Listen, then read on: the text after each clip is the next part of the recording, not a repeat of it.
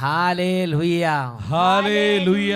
Price the lord. Praise the lord. അഭിഷേകാഗ്നിയുടെ എല്ലാ പ്രേക്ഷകർക്കും യേശുക്രിസ്തുവിൻ്റെ അത്ഭുത നാമത്തിൽ കൃപയും സമാധാനവും. Hallelujah. Hallelujah. Praise the lord. Praise the lord. ഇന്ന് നാം ചിന്തിക്കുന്ന വിഷയം വികടബുദ്ധികൾ കർത്താവിന് വെറുപ്പ് ഉളവാക്കുന്നു, നിഷ്കളങ്ക ഹൃദയർ അവിടുത്തെ സന്തോഷിപ്പിക്കുന്നു.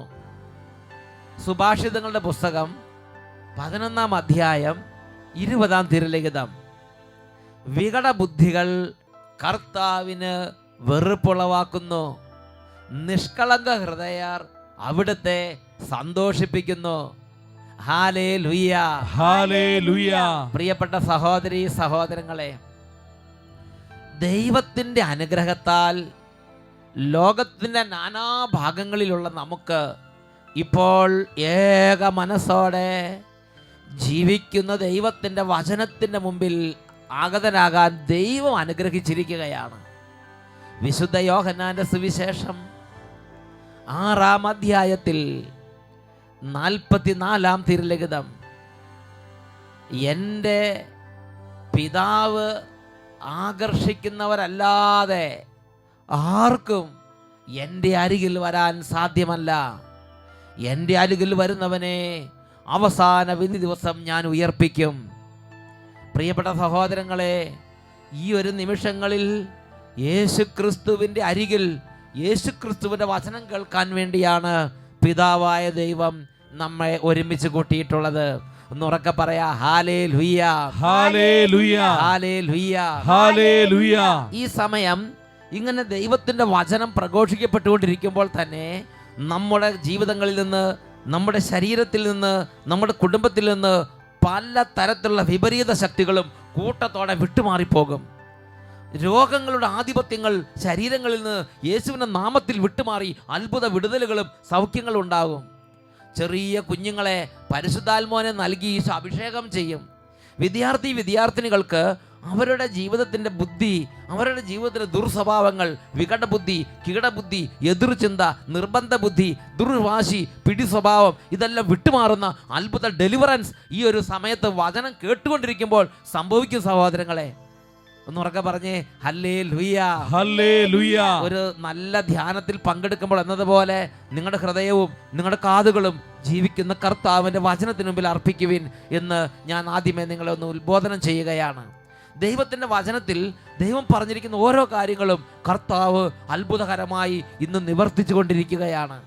കർത്താവ് വിശുദ്ധ ലിഖിതങ്ങളിൽ 2 ദിനവൃത്താന്തം 20-ാം അധ്യായത്തിൽ 20 മുതലുള്ള വാക്യങ്ങൾ വായിക്കുന്ന എങ്ങനെയാണ്: നിങ്ങളുടെ ദൈവമായ കർത്താവിനെ വിശ്വസിക്കുവിൻ, നിങ്ങൾ സുരക്ഷിതരായിരിക്കും. അവിടുത്തെ പ്രവാചകന്മാരെ വിശ്വസിക്കുവിൻ, നിങ്ങൾക്ക് വിജയം കൈവരും. ഒരച്ഛൻ വചന സന്ദേശം നൽകുമ്പോൾ ഒരു കാര്യം പറഞ്ഞാൽ അത് അതുപോലെ സ്വീകരിച്ചാൽ അവിടെ ദൈവത്തിന് അനുഗ്രഹമുണ്ട്. ഒരു വ്യക്തിയുടെ അനുഭവം ഇപ്പോൾ നമുക്ക് ശ്രദ്ധിക്കാം. എൻ്റെ പേര് കുഞ്ഞപ്പൻ, സ്ഥലം പാട്ടം. ഇവിടെ കഴിഞ്ഞ പ്രാവശ്യം ധ്യാനം നടക്കുന്നതിന് 1 മാസത്തേക്ക് മുമ്പ് ഞാൻ ബോട്ടിൽ വെച്ച് ഉരുണ്ട് വീണ് കഴിഞ്ഞപ്പോൾ എൻ്റെ 2 കാലും തളർന്നു പോയിട്ട് എന്നെ ഉടനെ വണ്ടാൻ ആശുപത്രിയിൽ എത്തിച്ചത്. 14 ദിവസം ഞാൻ അവിടെ എന്നെ കിടത്തി ചികിത്സിച്ചിട്ട് എൻ്റെ രോഗം എന്താണെന്ന് അവർ കണ്ടുപിടിച്ചില്ല. 14ാമത്തെ ദിവസം എൻ്റെ ഭാര്യയുടെ മക്കളും പറഞ്ഞ് ആളെ വീട്ടിൽ കൊണ്ടുപോയി വാട്ടർ ബെഡേ കിടത്തിയാൽ മതി, ശരീരം പൊട്ടാതെ നോക്കണമെന്ന് പറഞ്ഞു. എൻ്റെ ഭാര്യയും മക്കളും കരഞ്ഞുകൊണ്ട് എന്നെ വീട്ടിൽ കൊണ്ടുവന്ന് അവസാനം ഞാൻ വീട്ടിൽ കിടന്നപ്പോൾ, ഇവിടെ ധ്യാനം നടന്നപ്പോൾ ഈ ഇടവകയിലെ സഹോദരങ്ങൾ 3-4 പേരൂടെ എൻ്റെ വീട്ടിൽ വന്ന് എന്നെ എടുത്തുകൊണ്ടുവന്ന് ഇവിടെ അപ്പുറത്ത് കിടത്തി. ഈ സൈഡിൽ ഇത് രോഗികൾ കിടക്കുന്ന ഈ ഭാഗത്തൊരു കട്ടലിൽ കൊണ്ടുവന്ന് കിടക്കയിൽ ഇങ്ങനെ കിടത്തി ഈ സഹോദരന് ധ്യാനം കൂടാൻ വേണ്ടി 2 കാലും തളർന്ന അവസ്ഥയിലൂടെ കിടക്കുകയായിരുന്നു. എന്നെ കിടത്തി കഴിഞ്ഞപ്പോൾ ഞാൻ ഇവിടെ കിടന്ന് ധ്യാനം കൂടിയെങ്കിൽ എനിക്ക് എൻ്റെ കൈയും കാലം അനങ്ങുന്നതിന് എനിക്ക് എഴുന്നേക്കാനും പറ്റുന്നതിന് ഭയങ്കര ബുദ്ധിമുട്ടായിരുന്നു. അങ്ങനെ കിടന്ന് 2ാമത്തെ ദിവസം അച്ഛൻ വന്ന് എൻ്റെ അടുക്ക വന്ന് എൻ്റെ തലയൊക്കെ വെച്ച് പ്രാർത്ഥിച്ച് എൻ്റെ ഭാര്യയോട് പറഞ്ഞ് അമ്മച്ചി വിഷമിക്കേണ്ട, അമ്മച്ചി കരയൊന്നും വേണ്ട, അപ്പച്ചൻ എഴുന്നേക്കും, അടുത്ത വർഷം ഇവിടെ വന്ന് സാക്ഷ്യം പറയണമെന്ന് പറഞ്ഞു. അടുത്ത വർഷം ഇവിടെ വന്ന് സാക്ഷ്യം പറയാൻ തക്കവണ്ണം കർത്താവ് എഴുന്നേൽപ്പിച്ച് സ്റ്റേജ് കൊണ്ടുവന്ന് നിർത്തുമെന്ന് ആ അമ്മച്ചിയോടങ്ങനെ പറഞ്ഞു. അന്ന് രാത്രി തന്നെ ഞാൻ വീട്ടിൽ ചെന്നപ്പോൾ എനിക്ക് പ്രത്യേക ഒരു അനുഭവം ഉണ്ടായി. ഞാൻ കിടന്നിട്ട് എനിക്ക് എന്തൊക്കെ അസ്വസ്ഥതകളുണ്ടായിരുന്നു. കിടന്നുറങ്ങിയെങ്കിലും എനിക്ക് ഉറങ്ങാനും നോക്കുന്നതിൻ്റെ പിന്നെ കുളിരും പനിയൊക്കെ ഉണ്ടായി. ഭയങ്കര ബുദ്ധിമുട്ടൊക്കെ ആയിരുന്നു. എങ്കിൽ തന്നെ പിറ്റേ ദിവസം പോലെ എൻ്റെ കായും കാലുമൊക്കെ ചലിക്കാൻ തുടങ്ങി. അങ്ങനെ ചലിക്കാൻ തുടങ്ങിയ ഒരു 3 മാസത്തിനുള്ളിൽ ഞാൻ പൂർണ്ണ ആരോഗ്യവനായി. ഇപ്പം ഞാൻ ബോട്ടിലും പോകുന്നുണ്ട്, വള്ളത്തിലും പോകുന്നുണ്ട്, എല്ലായിടത്തും പോകുന്നുണ്ട്. എല്ലാ ജോലിയും ചെയ്യും. ബോട്ടിലും വള്ളത്തിലും പോയി മത്സ്യബന്ധനവും എല്ലാ ജോലികളും ചെയ്യാൻ തക്കവണ്ണം പരിപൂർണ്ണ ആരോഗ്യം, കൈകൾക്കും കാലുകൾക്കും പരിപൂർണ്ണ ആരോഗ്യം കൊടുത്ത് ഈശോ അനുഗ്രഹിച്ച് ആ സമയത്ത് തന്നെ എൻ്റെ ഇളയ മകൾക്ക് വിവാഹം വന്നു. ആ വിവാഹവും ഭംഗിയായിട്ട് കർത്താവ് വളരെ മംഗളകരമായി. കഴിഞ്ഞ വർഷം കൺവെൻഷൻ കഴിഞ്ഞതിന് ശേഷം കുടുംബത്തിൽ വലിയ അത്ഭുതങ്ങൾ പിന്നാലെ അത്ഭുതങ്ങൾ കർത്താവ് കൊടുത്ത് അനുഗ്രഹിച്ചുകൊണ്ടിരുന്നു. എൻ്റെ കുഞ്ഞുങ്ങളുടെ വിവാഹം നല്ല രീതിയിൽ നടന്ന് എനിക്ക് 3 പെമ്മക്കളാണ്. 3 പേരുടെ കല്യാണം നല്ല രീതിയിൽ കർത്താവ് നടത്തി തന്നു. എനിക്ക് യാതൊരു ബുദ്ധിമുട്ടും ഇപ്പം ഇല്ല. കർത്താവ് അതിന് ശേഷം വലിയ അത്ഭുതങ്ങൾ ഭവനങ്ങളിലേക്ക് അങ്ങോട്ട് വർഷിച്ചു കൊടുത്ത് യേശുവേ നന്ദി. പറഞ്ഞേ ഹല്ലേലൂയ. ഈ ഇടവകയുള്ള ഇടവക മക്കൾ തന്നെയാണ് ഈ അപ്പച്ചനെ ഇവിടെ കൊണ്ടുവന്ന് കടത്തിയത്. അവർക്കറിയാം കഴിഞ്ഞ വർഷത്തെ കൺവെൻഷൻ ദിവസങ്ങളിൽ എന്തായിരുന്നു ഈ അപ്പച്ചൻ്റെ കൈകാലുകളുടെ സ്ഥിതിയെന്ന് അവർക്കറിയാം. അത് അത്ഭുതകരമായി കർത്താവ് കൺവെൻഷൻ ദിവസങ്ങളിൽ സുഖപ്പെടുത്തി അനുഗ്രഹിച്ച്. ഹല്ലേലൂയ. ഹല്ലേലൂയ. പ്രിയപ്പെട്ട സഹോദരങ്ങളെ, ഈ നിമിഷങ്ങളിൽ എഴുന്നേറ്റ് നിന്ന് നമ്മുടെ ഭവനത്തിലേക്ക് ദൈവത്തിൻ്റെ വലിയ ശക്തി ആവസിക്കാൻ വേണ്ടി പ്രാർത്ഥിക്കാം. ഓരോ തരത്തിലുള്ള കാലഘട്ടങ്ങളിലൂടെ കുടുംബങ്ങളിലേക്ക് പല വിപരീത ശക്തികളുടെ ഉപദ്രവങ്ങളോ തടസ്സങ്ങളൊക്കെ ഉണ്ടെങ്കിൽ അത് വിട്ടുപോകാൻ വേണ്ടി ഇപ്പോൾ പ്രാർത്ഥിക്കാൻ പോവുകയാണ്. അതുപോലെ രോഗികളായ ദൈവമക്കളുടെ മേൽ യേശുക്രിസ്തുവിൻ്റെ നാമത്തിൻ്റെ വലിയ ശക്തി നിറയാൻ പ്രാർത്ഥിക്കുകയാണ്. ഈ സമയത്ത് ജാതി മത ഭേദ വ്യത്യാസമില്ലാതെ സർവ മക്കളുടെ മേലും പിതാവായ ദൈവം യേശുവിൻ്റെ നാമത്തിൻ്റെ വലിയ ശക്തി വ്യാപരിക്കാൻ ഇടവരുത്തുന്ന സമയമാണിത്. പ്രിയപ്പെട്ട ദൈവമക്കളെ, ഏതവസ്ഥയിലാണെങ്കിലും നിങ്ങളുടെ ഹൃദയത്തിലേക്ക് യേശുക്രിസ്തുവിൻ്റെ വലിയ നാമത്തെ സ്വീകരിക്കുക. യേശുവേ, അവിടുന്ന് എൻ്റെ പാപങ്ങൾ അവിടുത്തെ ശരീരത്തിൽ ചുമന്നുകൊണ്ട് കുരിശിലേക്ക് കയറി എനിക്ക് വേണ്ടി പാപപരിഹാര ബലിയായി തീർന്നു എന്ന് ഞാൻ വിശ്വസിക്കുന്നു. യേശുവേ, അങ്ങൻ്റെ പാപപരിഹാര ബലിയാണ്. അവിടുന്ന് എൻ്റെ രക്ഷകനാണ്. അങ്ങയുടെ നാമത്തിൽ സൗഖ്യമുണ്ട്. അങ്ങയുടെ നാമത്തിൽ പിശാചുകൾ ഞെട്ടിവിറച്ച് ഓടിപ്പോകുന്നു. അങ്ങയുടെ നാമത്തിൽ മാരകവ്യാധികൾ വിട്ടുമാറും. അങ്ങയുടെ നാമത്തിൽ തടസ്സങ്ങൾ നീങ്ങി അത്ഭുതങ്ങൾ സംഭവിക്കും. ഇത് ഞങ്ങൾ വിശ്വസിച്ച് ഞങ്ങൾ അങ്ങേ ആരാധിക്കുന്നു. ഈ സമയം 2 കരങ്ങളും തുറന്നു പിടിച്ച് പാട്ടുപാടി ആരാധിക്കുന്ന ഈ സമയത്ത് സമൂഹം മുഴുവൻ യേശുവിനെ ആരാധിച്ചുകൊണ്ടിരിക്കുന്നു.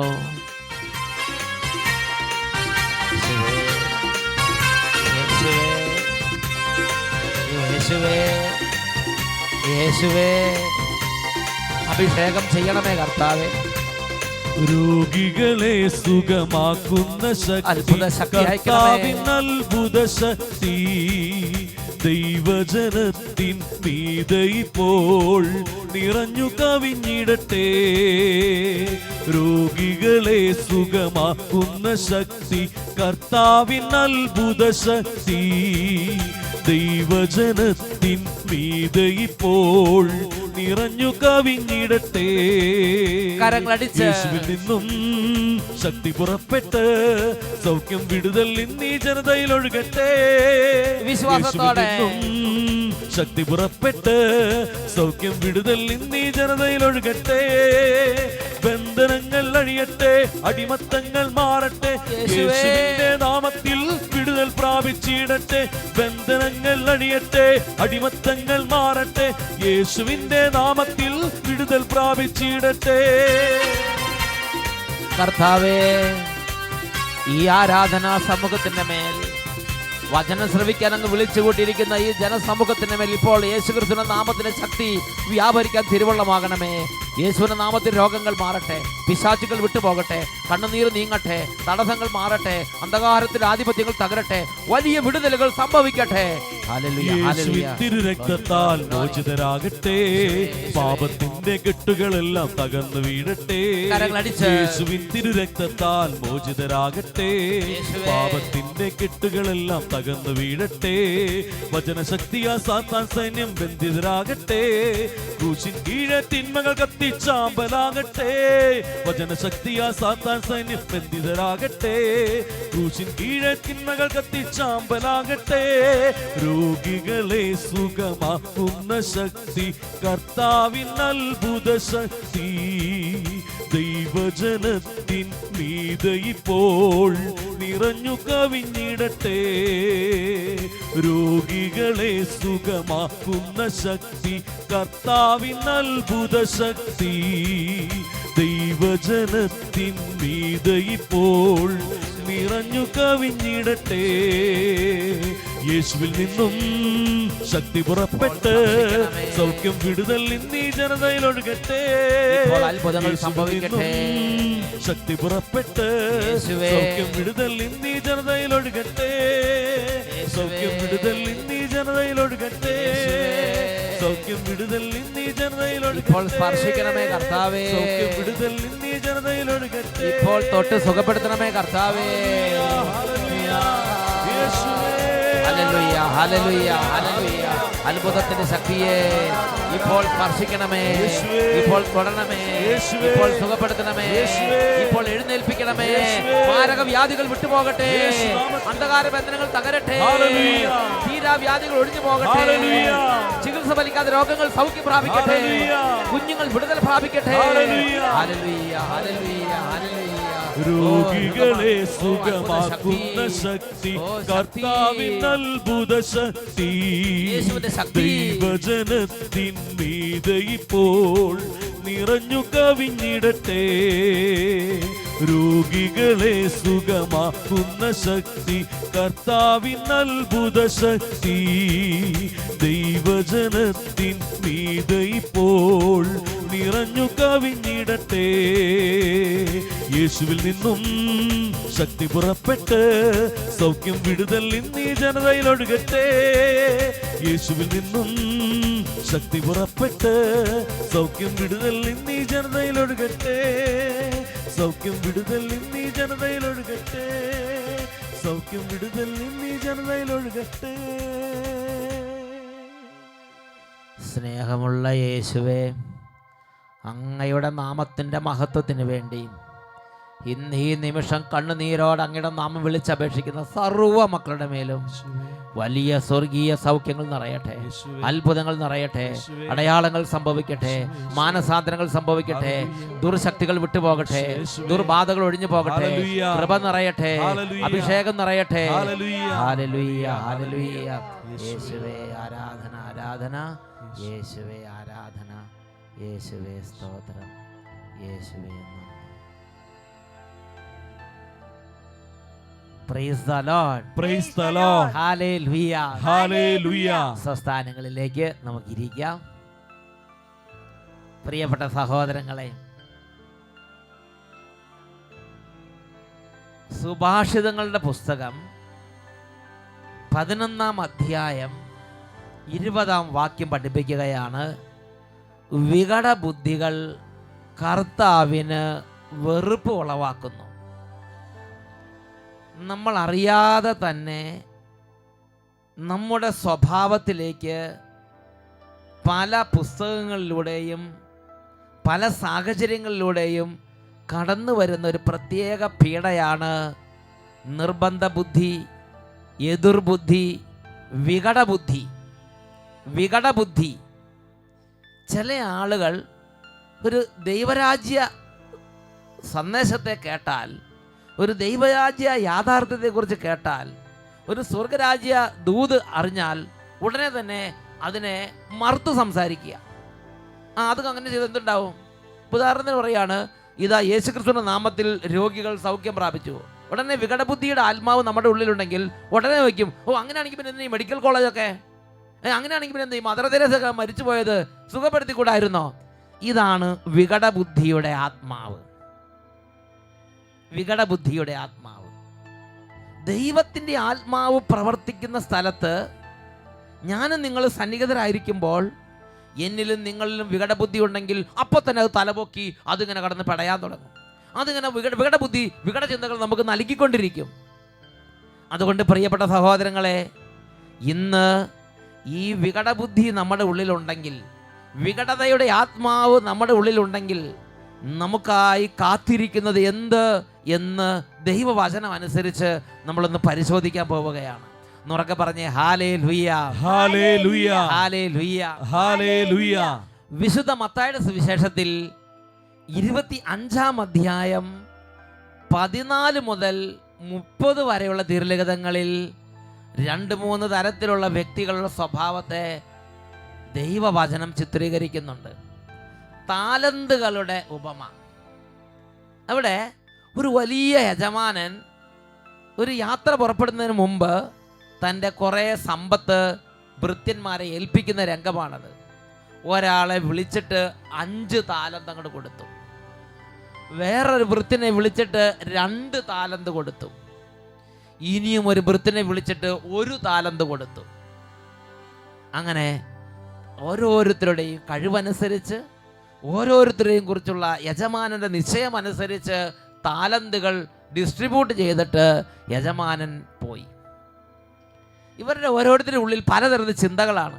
നമുക്ക് എന്തൊക്കെ കഴിവുകളുണ്ടെങ്കിലും എന്തൊക്കെ സാഹചര്യങ്ങളുണ്ടെങ്കിലും അവനവൻ്റെ ഉള്ളിലെ ചിന്താഗതി അനുസരിച്ചാണ് നമുക്കത് അനുഗ്രഹമായിട്ടോ നമുക്കത് നാശമായിട്ടോ രൂപാന്തരപ്പെടുന്നത്. 5 താലന്ത് കിട്ടിയവന് സന്തോഷമായി. തെളിഞ്ഞ ബുദ്ധിയുള്ള ആളാ. ആ തെളിഞ്ഞ ബുദ്ധിയുള്ള ആൾ എന്ത് ചിന്തിച്ചു? ഓ, എൻ്റെ യജമാൻ എനിക്ക് 5 താലന്ത് തന്നു, ഞാൻ പോയി എൻ്റെ യജമാനു വേണ്ടി കഷ്ടപ്പെടും, ഞാൻ പോയി എൻ്റെ കഴിവനുസരിച്ച് ജോലി ചെയ്യും എന്ന് പറഞ്ഞ് 5 താലന്ത് കൊണ്ട് പോയി പകൽ ചത്ത് പണിയെടുത്ത് യജമാനൻ തിരിച്ചു വന്നപ്പോൾ ഓടി വന്ന് പറഞ്ഞു, യജമാനനെ, അങ്ങ് എനിക്ക് 5 താലന്താണല്ലോ തന്നത്, ഇതാ 5 കൂടി സമ്പാദിച്ചിരിക്കുന്നു, ഇതാ നോക്കൂ എന്ന് പറഞ്ഞ് സന്തോഷമായിട്ട് അനുഭവങ്ങളെല്ലാം കൂടി അങ്ങോട്ട് പറഞ്ഞ് അങ്ങോട്ട് സന്തോഷിക്കുകയാണ്. യജമാനന് വലിയ സന്തോഷമായി. യജമാനൻ പറഞ്ഞു, ചെറിയ കാര്യങ്ങളിൽ വിശ്വസ്തനായ ഭൃത്യാ, നിന്നെ ഞാൻ വലിയ കാര്യങ്ങൾ ഭരമേൽപ്പിക്കും, നിന്റെ യജമാനൻ്റെ സന്തോഷത്തിലേക്ക് പ്രവേശിക്കുക എന്ന് പറഞ്ഞ് വലിയ ബ്ലെസ്സിങ്, വലിയ അനുഗ്രഹത്തിൻ്റെ ഒരു ജീവിതം അദ്ദേഹത്തിനാണ് കൊടുത്ത്. അതാണ് നിഷ്കളങ്ക ഹൃദയർ ദൈവത്തെ സന്തോഷിപ്പിക്കും. അദ്ദേഹത്തിന് തെളിഞ്ഞ ബുദ്ധിയായിരുന്നു. അദ്ദേഹത്തിൻ്റെ യജമാനനെ സന്തോഷിപ്പിച്ചു. 2 താലന്ത് കിട്ടിയവന് അങ്ങനെ തന്നെ ചെയ്തു. എന്നാൽ കീടബുദ്ധി ഒരുവനുണ്ടായിരുന്നു. അവൻ 1 താലന്ത് കിട്ടിയവനായിരുന്നു. അവൻ പാത്തും പതുങ്ങിയും അങ്ങോട്ടും ഇങ്ങോട്ടും നോക്കി അങ്ങനെ ഒരു പ്രത്യേക ഷേപ്പിൽ അവൻ യജമാൻ്റെ മുമ്പിൽ പ്രത്യക്ഷപ്പെടുകയാണ്. യജമാനൻ പ്രത്യേകിച്ചൊന്നും ചോദിക്കുന്നൊന്നുമില്ല. പക്ഷേ ഈ 1 താലന്ത് കിട്ടിയവൻ വന്നിട്ട് അവനെ പീഡിപ്പിച്ച വികട ചിന്തകളെല്ലാം കൂടി അവൻ യജമാൻ്റെ മുമ്പിലേക്ക് കോരിച്ചൊരിയുകയാണ്. 24, 25 വാക്യങ്ങൾ വിശുദ്ധ ലിഖിതങ്ങളിൽ നിന്ന് തന്നെ നമുക്കത് വായിച്ച് കേൾക്കാം. 1 താലന്ത് കിട്ടിയവൻ വന്ന് പറഞ്ഞു, യജമാനനെ, നീ വിതയ്ക്കാത്തിടത്ത് നിന്ന് കൊയ്യുന്നവനും വിതറാത്തിടത്ത് നിന്ന് ശേഖരിക്കുകയും ചെയ്യുന്ന കഠിന ഹൃദയനാണെന്ന് ഞാൻ ചിന്തിച്ച്, ഞാൻ മനസ്സിലാക്കി. അതുകൊണ്ട് ഞാൻ എൻ്റെ താലന്ത് കുഴിച്ചിട്ട്. നോക്ക, അവൻ്റെ ചിന്താഗതി കണ്ട. യജമാനൻ ഒന്നും പറഞ്ഞില്ല, താലന്തുകൾ കൊടുത്തിട്ട് പോയതേ ഉള്ളൂ. പ്രിയപ്പെട്ട സഹോദരങ്ങളെ, ഇപ്പോൾ ആ താലന്ത് കിട്ടി കുറച്ച് കഴിയുമ്പോൾ ചിന്തിക്കുകയാണ്, ഇത് നല്ല പണിയാണല്ലോ, മൂപ്പര് ചുമ്മാ ഇരിക്കുക, നമ്മളെ കൊണ്ട് പണിയെടുപ്പിക്കുക, അത് നടക്കുന്ന കാര്യമല്ല, ഞാൻ പണിയെടുക്കാൻ പോകണില്ല. ഇങ്ങനെ പല വികട ചിന്തകൾ, പല എതിർ ചിന്തകൾ, യജമാനൻ്റെ ആത്മാവിനോട് മല്ലടിക്കുന്ന പല ചിന്തകൾ കൊണ്ട് ഈ മനുഷ്യൻ പീഡിതനായി. അതിനുശേഷം നിങ്ങൾ ചിന്തിക്കണം, ഈ യജമാനൻ തിരിച്ചു വരുന്നവരെ ഒരു ചെറുവിരൽ അവൻ അനക്കിയില്ല, അവൻ അതോടെ കുഴിച്ചിട്ട്. എന്നിട്ട് തിരിച്ചു വന്നപ്പോഴാണ് ആകെ പിടിവിട്ടു പോയത്. മറ്റുള്ളവരൊക്കെ വന്ന് ആഹ്ലാദത്തോടെ അവരുടെ ജീവിതത്തിലെ സന്തോഷം അവർ പങ്കുവെച്ച്. അപ്പോൾ ഇദ്ദേഹത്തെ പീഡിപ്പിച്ച കീടചിന്തകളെല്ലാം കൂടി പറയും, നീ വിതറാത്തടത്തു നിന്ന് ശേഖരിക്കുന്നവനും നീ വിതയ്ക്കാത്തടത്തു നിന്ന് കൊയ്യുന്നവനുമാണെന്ന് ഞാൻ ചിന്തിച്ച്. ഇതാണ് വികടബുദ്ധിയുടെ പ്രത്യേകത. ഇതാരും പറഞ്ഞു കൊടുത്തിട്ടല്ല, തന്നെ ഉള്ളിൻ്റെ ഉള്ളിൽ നിന്നുണ്ടാവുകയാണ്.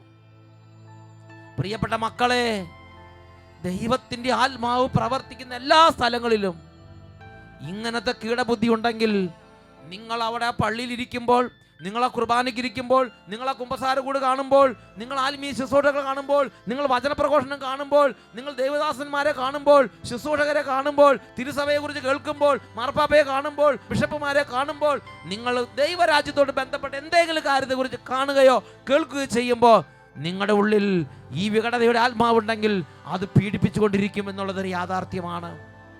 അത് നമ്മളെ നയിക്കുന്നത് ഒരു നിസാര നാശത്തിലേക്കല്ല. തുടർന്നുള്ള വചനത്തിൽ വായിക്കുന്ന ഇങ്ങനെയാണ്, ബാക്കി 2 പേര് തെളിഞ്ഞ ബുദ്ധിയുള്ളവര്, അവര് യജമാനന്റെ ആ ഒരു ആത്മാവിനോട് ചേർന്ന് അധ്വാനിച്ചു, സന്തോഷിച്ചു, തുള്ളിച്ചാടി, ഓടി നടന്നു, രാവും പകലും ഉറക്കൊഴിച്ചും ഊണും ഉറക്കവും ഉപേക്ഷിച്ച് അവർ വേല ചെയ്തു. തെളിഞ്ഞ ബുദ്ധിയുള്ളവർക്ക് മുഴുവൻ ഫുൾ ടൈം കമ്മിറ്റ്മെന്റ് എടുക്കാനുള്ളൊരു കൃപയാണ് അവരുടെ ഉള്ളിലേക്ക് അങ്ങോട്ട് പ്രവഹിക്കുക. പ്രിയപ്പെട്ട സഹോദരങ്ങളെ, അവർക്ക് വലിയ വാഗ്ദാനങ്ങളും വലിയ അനുഗ്രഹങ്ങളും സ്വർഗം നൽകുകയാണ്. എന്നാൽ വികടബുദ്ധി പീഡിപ്പിച്ച ഈ ദൈവ പൈതലിനെ കുറിച്ച് നമ്മൾ തുടർന്ന് വായിക്കുന്നത് എങ്ങനെയാണ്? ആ താലന്ത് അവനിൽ നിന്നെടുത്ത് 10 താലന്തുള്ളവന് കൊടുക്കുക, ഉള്ളവന് നൽകപ്പെടും, അവന് സമൃദ്ധി ഉണ്ടാവുകയും ചെയ്യും. ഇല്ലാത്തവനിൽ നിന്നുള്ളതുപോലും എടുക്കപ്പെടും.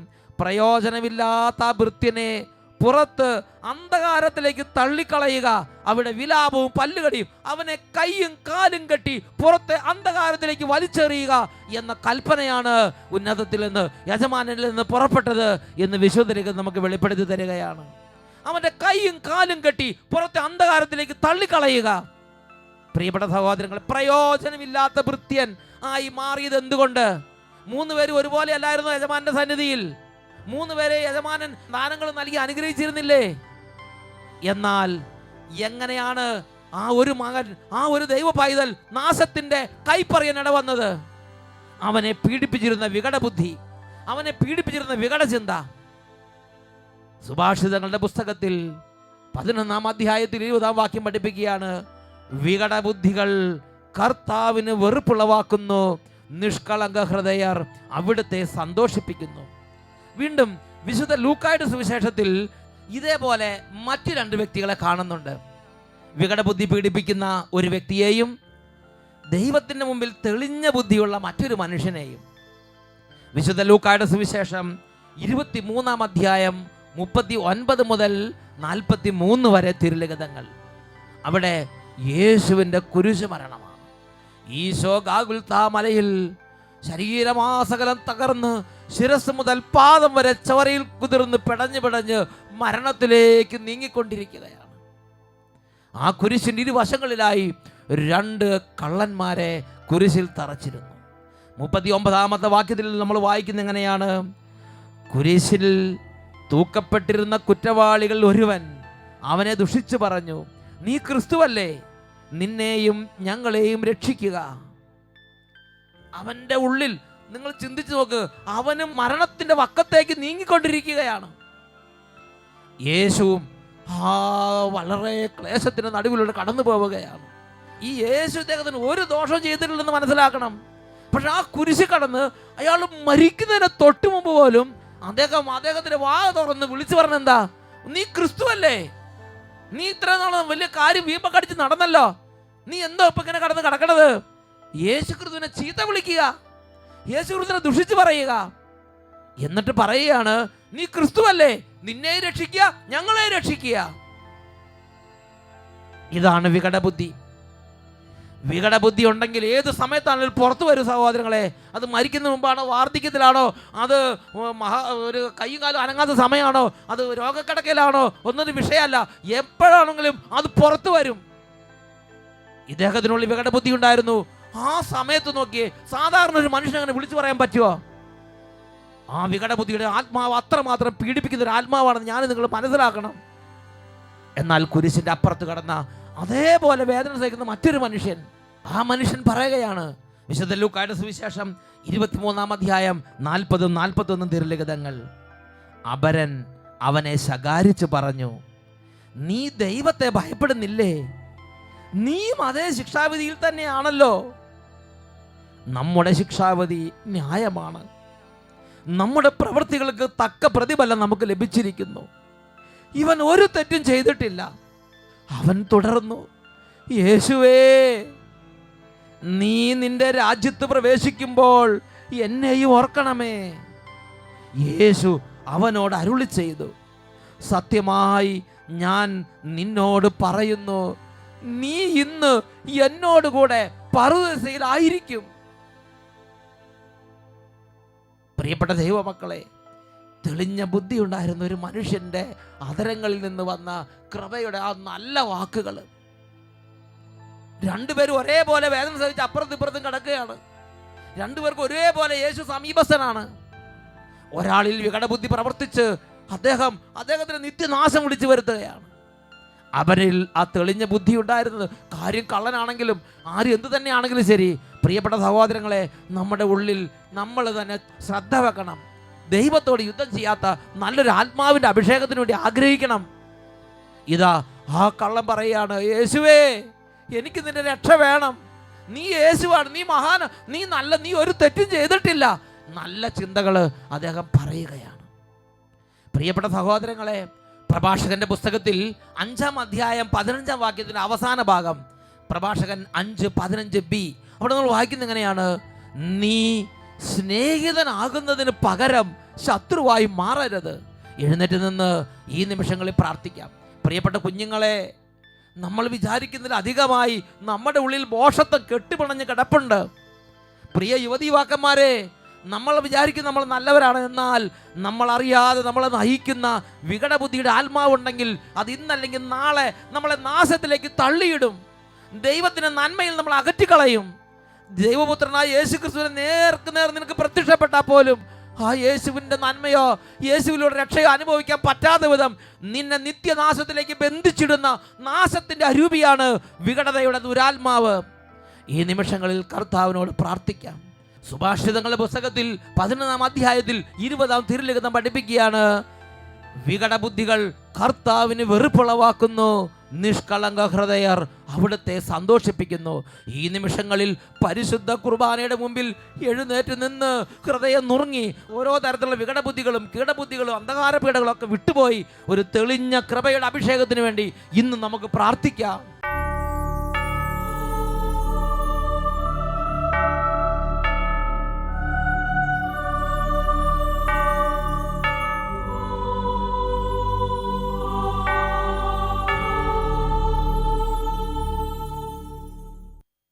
പ്രിയപ്പെട്ട സഹോദരീ സഹോദരങ്ങളെ, നമ്മുടെ ജീവിതത്തിലെ ഓരോ ദുർബുദ്ധികളും ഓരോ തരത്തിലുള്ള വികടചിന്തകളും വിട്ടുപോയി വലിയ അഭിഷേകവും കൃപയും നമ്മുടെ ഉള്ളിൽ നിറയാൻ വേണ്ടി ആഗ്രഹിക്കാം.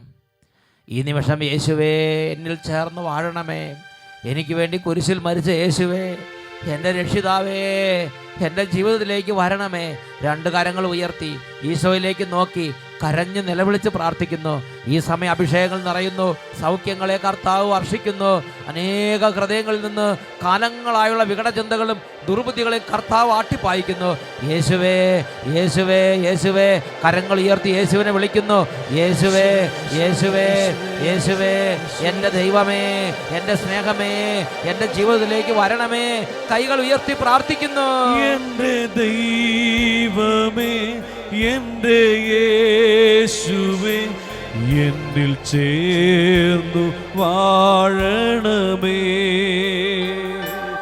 എൻ്റെ ദൈവമേ, എൻ്റെ യേശുവേ, എന്നിൽ ചേർന്നു വാഴണമേ. ഇപ്പോൾ സ്പർശിക്കണമേ കർത്താവേ, രോഗികളെ സുഖപ്പെടുത്തണമേ കർത്താവേ, തകർന്ന ഹൃദയങ്ങളെ അഭിഷേകം ചെയ്യണമേ കർത്താവേ.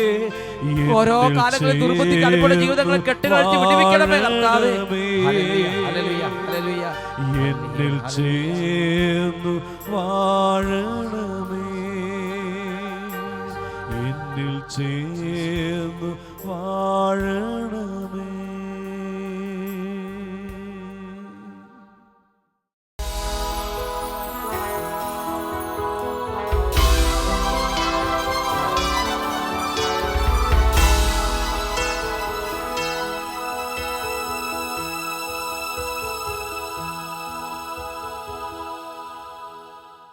അഗ്നി അഗ്നി അഭിഷേകാഗ്നി ചൊരിയുക ആത്മാവിൻ അഗ്നി.